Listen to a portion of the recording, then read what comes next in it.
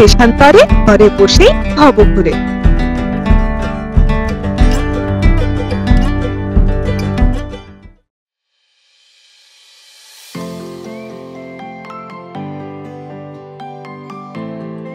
নমস্কার প্রিয় দর্শকগণ, কেমন আছেন সবাই? লাল পলাশের পুরুলিয়ার আরও একটি ভিডিওতে স্বাগত জানাই। আজ 17 তারিখ সকাল সকাল বেরিয়ে পড়েছি পুরুলিয়ার ছোট ছোট কয়েকটা স্পট দেখতে। প্রথম যাব তুর্গা জলপ্রপাত দেখতে। এই তুর্গা জলপ্রপাতের জল তুর্গা ড্যামে গিয়ে পড়েছে। তুর্গা জলপ্রপাত থেকে তুর্গা ড্যামের দূরত্ব মাত্র 1 কিলোমিটার।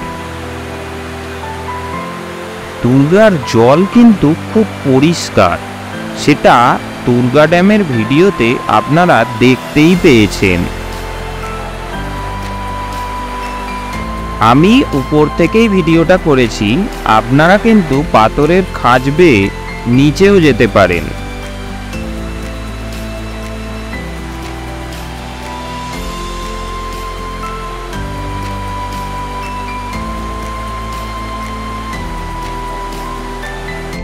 তুর্গা জলপ্রপাত দেখে এবার রওনা দিয়েছি বামনি জলপ্রপাতের উদ্দেশ্যে। বেশি দূরত্ব না, মাত্র 15 মিনিটেই পৌঁছে গেলাম। ড্রাইভার দাদা বললেন এখানে আগে টিকিট দিয়ে যেতে হতো, কিন্তু সাঁওতালি বাসিন্দারাই বন বিভাগের কর্মীদের এখান থেকে টিকিট নেওয়া বন্ধ করেছেন। প্রবেশ মূল্য আগে ছিল 10 টাকা, ভিডিও ক্যামেরার জন্য 100 টাকা দিতে হতো, কিন্তু প্লাস্টিক দূষণ বেড়েই চলছিল। বন দপ্তরের কর্মীদের উদাসীনতা থাকায় পরে এখানের বাসিন্দারাই ফ্রিতে দেখার সুযোগ করে দিয়েছে। আর এর পাশাপাশি প্রতি শনি ও রবিবার সমস্ত প্লাস্টিক পরিষ্কার করেন সবাই মিলে। ছোট ছোট সাঁকো পেরিয়ে নিচের দিকে চলেছি। সাঁকোর নিচে বামনি জলপ্রপাতের জল যাচ্ছে। চলুন এগোনো যাক।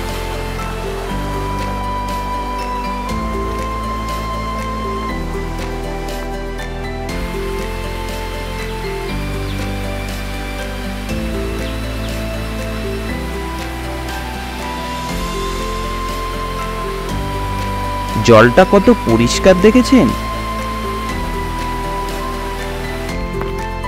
ক্রমশ নিচের দিকে চলেছি।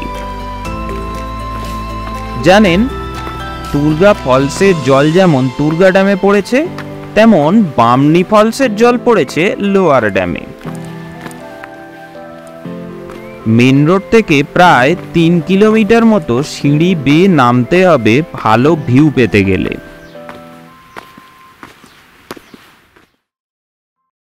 জায়গাটি কিন্তু পরিষ্কার, তবে কোথাও কোথাও প্লাস্টিক পড়ে আছে। এটা খুব খারাপ, জানেন।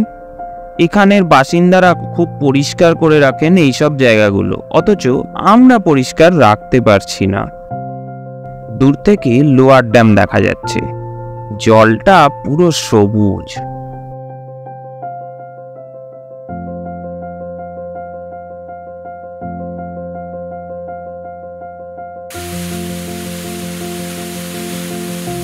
এই হচ্ছে বামনি জলপ্রপাত।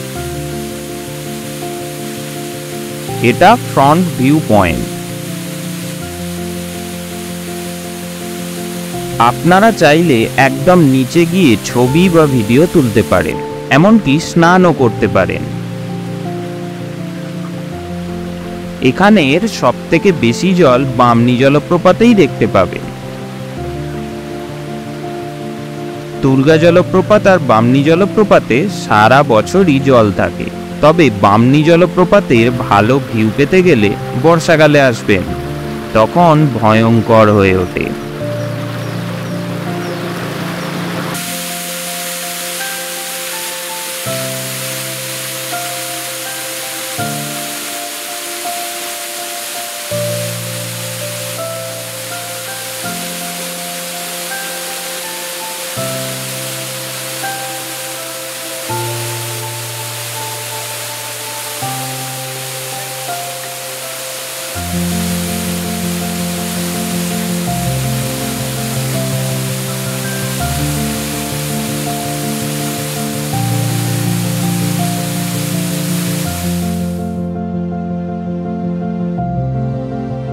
চলুন আজকে এখানেই শেষ করছি।